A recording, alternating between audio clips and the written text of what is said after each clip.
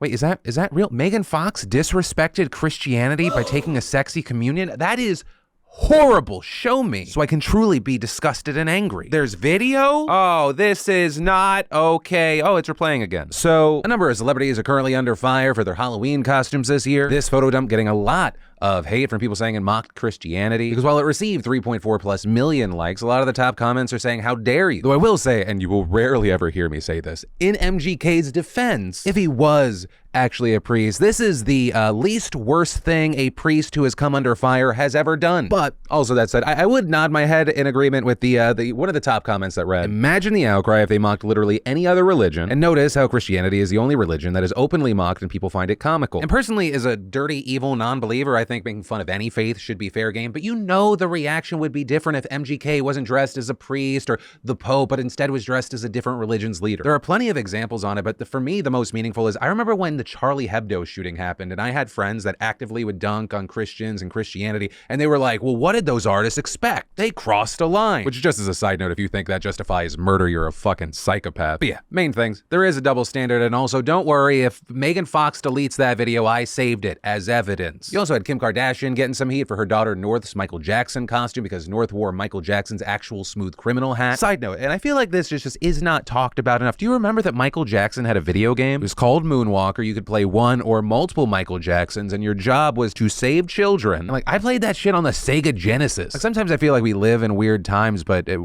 stuff's always been weird. Anyway, you also had Billie Eilish and Jesse Rutherford in the news, who went as an old man and a baby. Some seeing this as a joke about the age gap in their relationship. He's 31, she cannot legally buy alcohol. You also had The View doing a segment with kids and news and pop culture costumes, people getting angry there because they did a take on the Will Smith Oscars slap, with people finding it to be offensive, saying they were turning violence and assault into entertainment. Others saying that a red hand mark across the face, specifically around the mouth, is used to raise awareness about missing and murdered Indigenous women. But yeah, that's what people are angry about. No one's gonna remember it in 24 to 72 hours. And then, absolutely shocking and heartbreaking news, Takeoff was shot and killed this morning. Some just learning from tweets, others because people have been sharing insanely graphic video of his dead body online. And for those that don't know him, he was a member of the group Migos. As far as this incident, it happened at a bowling alley in Houston, with reports saying that fellow Migos member Quavo was also there. They were attending a party, and 2 other victims were injured and taken to the hospital. As of recording, their names have not been released, but as far as what happened, sources told TMZ that an altercation broke out during a dice game, with a Hollywood Reporter saying that no arrests have been announced yet. And while we wait to find out more, hopefully get some answers, one of the big aspects that people are discussing right now is the footage of the incident that's been floating around online. It appears to show the aftermath of what happened, where Takeoff's body is visible, as well as people saying you can see and hear Quavo in shock, grieving. So of course you have people calling the circulation of the footage disrespectful, others saying, I don't know, but seeing a video floating around of Takeoff's lifeless body and a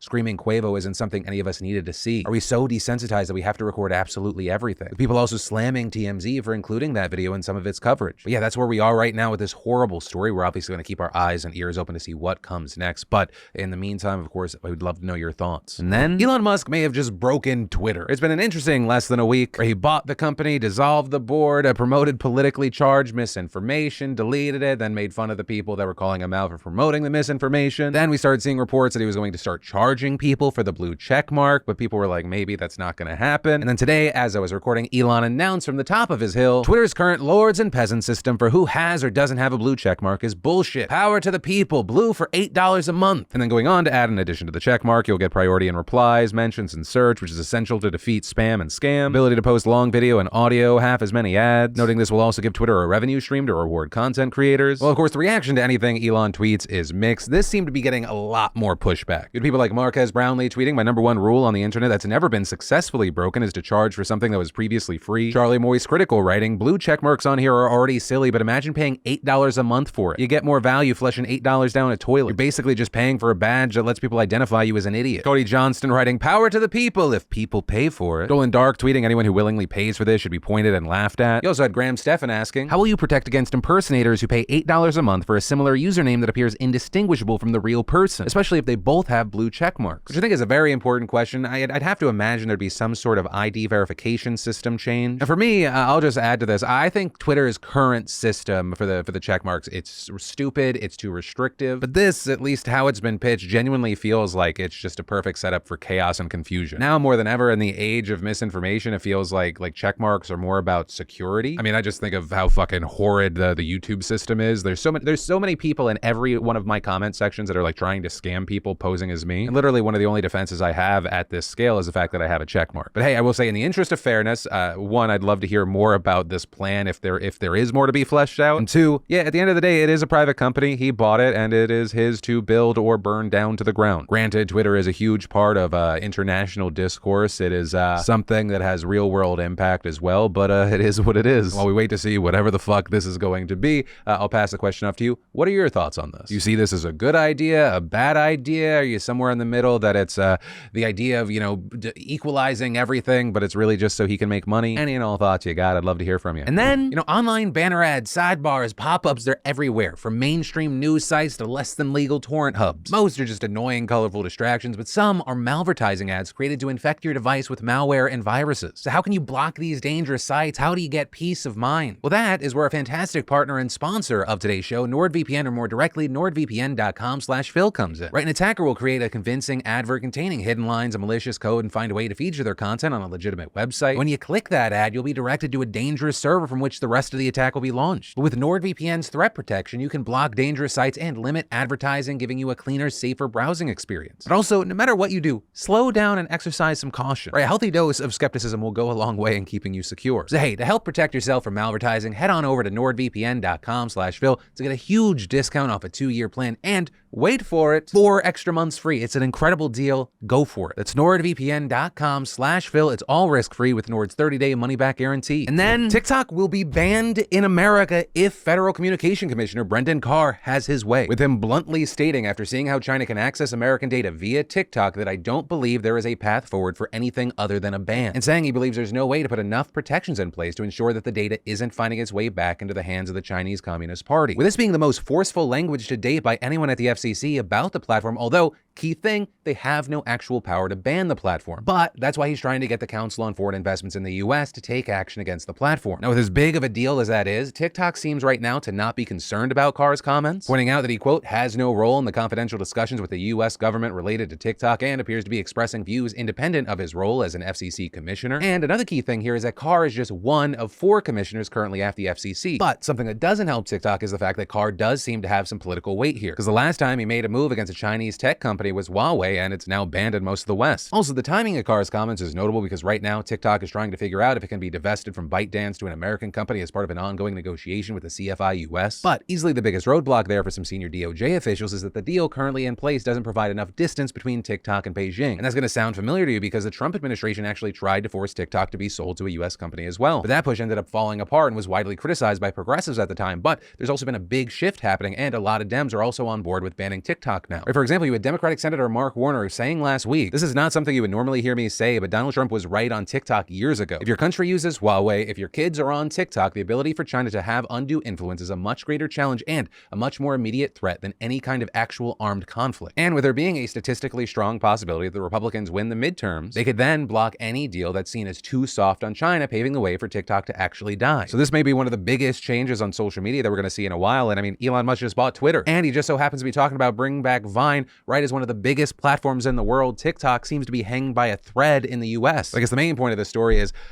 I'm really glad I started embracing YouTube Shorts, both here and on the PDS News Clips channel, which I'll link in the description. And then the election security versus voter intimidation debate and chaos is well underway, with a major battle being waged right now in Harris County, Texas, which houses Houston and is also the state's largest jurisdiction. And this clash centers around a push by state and local Republicans to send election monitors to watch how ballots are handled in the county, which is a Democratic stronghold with a majority non-white population. The Republican officials, for their part, argue this is necessary to protect election security and ensure ballots are properly managed, with Texas's Republican Secretary of State announcing in a letter last month that monitors would be sent to conduct randomized checks and oversee ballot counting, and the top election official claiming that was necessary because a Trump-backed audit of the 2020 election in Harris County found alleged security breaches with the handling of 14 machines that stored vote tallies. But local Democratic leaders and voting rights advocates say this is just a clear attempt to intimidate and scare both voters and election workers in a Democratic-held area where Republicans desperately want to make inroads, with Harris County officials also denying the accusations that came out of the so-called audit. This including the Harris County attorney, who noted that while there were some problems with the 14 machines,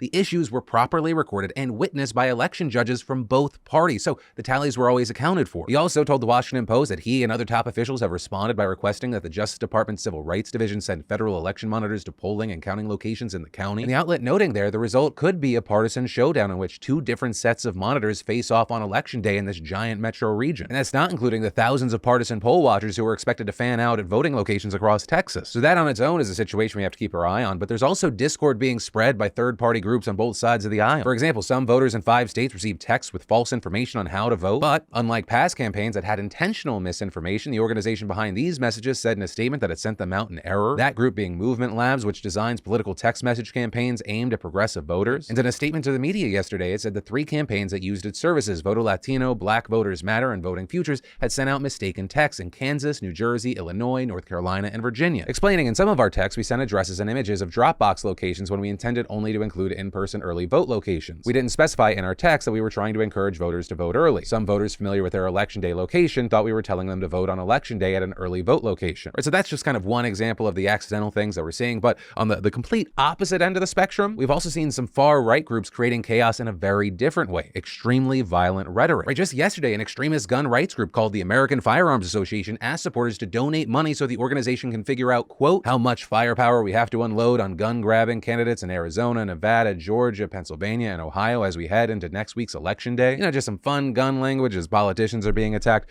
But notably, this comes just days after U.S. security agencies reportedly warned of a heightened risk of violent domestic attacks by political extremists in the lead up to the midterms, with the agencies specifically flagging political candidates and election workers as possible targets of attacks. But with all that said, the note that I want to end on here is while you should absolutely be careful out there, do not let these tactics intimidate you into not voting. And remember, November 8th, yes, it is election day, but technically it is the last day to vote. So if you can, where you live, get in on it now. And then tensions remain high in Brazil as outgoing President Jair Bolsonaro is taking his sweet-ass time to admit that he lost to President-elect Lula da Silva. And as many feared, his silence is being taken by many of his supporters as a sign to fight. So for 2 days now, truckers and other supporters have blocked off over 200 roads and highways across more than a dozen states to protest Sunday's results, which isn't the most surprising thing, as Bolsonaro has long enjoyed the support of trucking groups and this form of protest is nothing new for them. But those roadblocks have already had some significant effects, like near Sao Paulo. You had a ton of flights having to be canceled due to the protests. On top of that, a major port was blocked and grocery stores are already reporting shortages. The Supreme Court also is not a fan of the protests, with one justice ordering federal officers to clear the blockades and threatened fines of $19,000 per hour per vehicle. However, the head of the Federal Highway Police is a Bolsonaro ally, so there are fears he may drag his feet in actually implementing this order. But as far as if things are really set to go off or if things are going to calm down, we should know relatively soon. Because actually, as I was recording this, Bolsonaro came out and spoke to the nation. Notably, he never conceded defeat in the election, but at the same time, his administration agreed to a peaceful transfer of power. So it looks like things are going forward whether Bolsonaro wants to or not. And it's being reported that he may have come to this decision to not concede, but concede after speaking with his ministers and heads of the military this morning. It's also not too surprising that Bolsonaro took this route, as it seemed pretty clear that he was becoming increasingly isolated. Right? Even his son, who's a senator, seemingly accepted the results when he tweeted out his thanks to all their supporters and promised not to give up on Brazil. And as far as Lula, he has yet to make any comment about the protests and is focusing on setting up his transition team. But that's the show. Thanks for watching. I love yo faces, and I'll see you tomorrow.